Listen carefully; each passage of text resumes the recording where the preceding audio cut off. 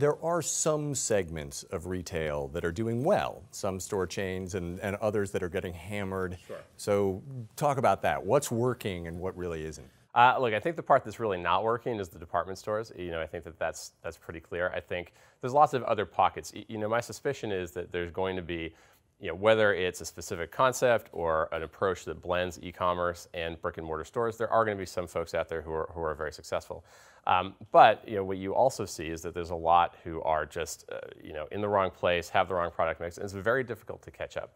The thing that we looked at as being sort of the most important driver of that is, do you have the money to invest? And it could be invest in taking your big stores down to smaller stores, taking a small number of stores and turning them into a lot of stores that are widely distributed, or doing what some of the very big guys are doing now, where they are putting new technologies in their physical store footprints that allow them to do more and more things. But if you don't have that money to spend, you're starting from behind, and you're starting from behind at a time when a lot of people are doing a lot of things to really improve. And you think among the department stores, without naming names, Sure. that one of them is likely to go bankrupt in the next 18 months? Yeah, I think it's pretty easy to make a case that you could see a major department store fail in the next 18 months. Now, if that happened, there's a lot of spider webs that go out from that. So if they're the anchor tenant in a mall, it's very likely that that mall starts to be under stress. Maybe it fails. If that happens, the stores that are in the middle of the mall, sort of your traditional apparel retailers, will also start closing. You might have department stores that lose a few more units themselves.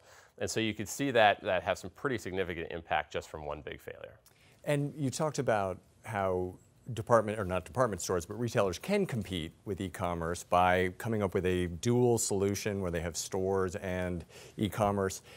How is that going in general? Is anybody doing that in a way that you feel they can hold off Amazon and others? So I'm not sure that anyone's doing it yet. On the other hand, I'm not sure that a lot of those e-commerce names are really making a lot of money yet. And so if you think about it that way, there's probably a lot of room for people to go out and innovate. And it seems very unlikely to me that everything is going to be sold over e-commerce. I know I still pop into stores and buy lots of things.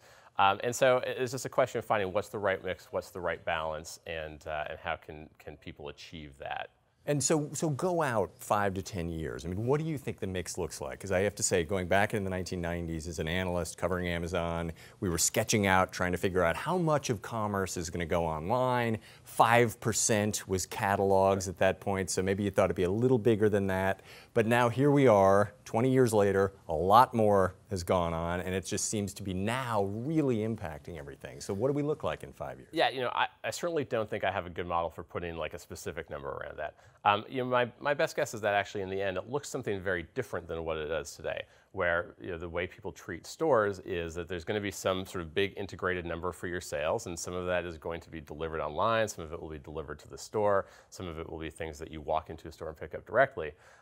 But rather than thinking about retail as like brick and mortar over here, e-commerce over here, the sort of final solution is going to be some blend where it all goes into a big pot.